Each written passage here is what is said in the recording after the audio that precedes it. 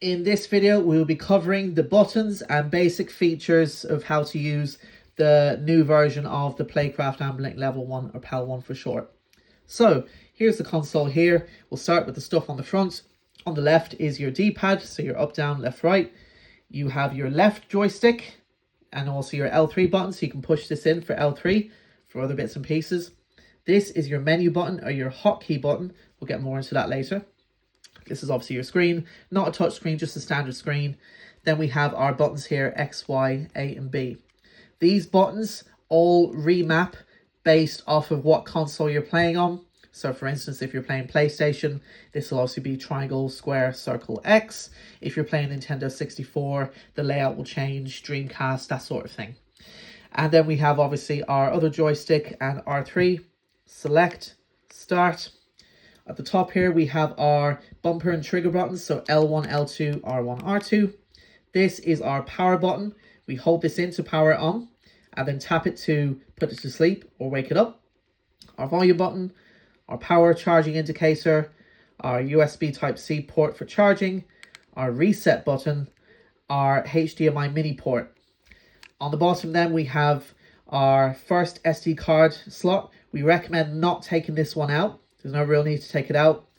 Headphone jack and our second SD card slot. This is the one with all the games. So if you want to add more games to this, you're going to need to copy it to this card. Turning it on is very simple. Just hold the top power button here for a few seconds until you see that green light there. It'll then say Playcraft powering on, and give it like a minute, a couple of seconds, a few seconds, or whatever.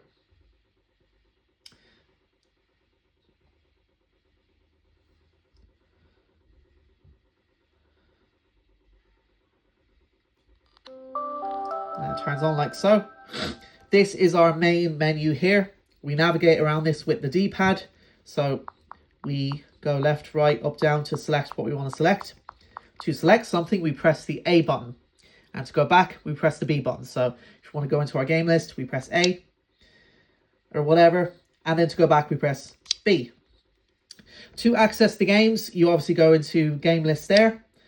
And then it's broken down by console. So we can scroll down through all the platforms here. So say you want to find PlayStation, for instance. You scroll down until you find PlayStation, which is there. Press A to select it. And then you have your list of games. So scroll down, choose the game you'd like to play. So we'll say Crash Bandicoot. Press A to open it.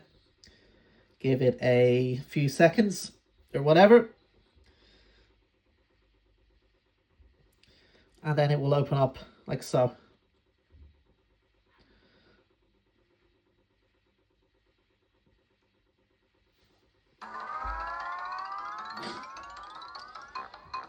To exit a game, this is where this button comes in handy. This is our hotkey button, so we press this and start. And then this quits out of the game. This also does some other features. We'll come to that in a second. To turn off the console, you might think hold this for a few seconds till it powers off. It won't power off the system completely. You can tap it like so, and then it'll put it to sleep. So you can wake it up later on. This will also go to sleep by itself to save battery if you're not using it. Press it again there, that should wake it up.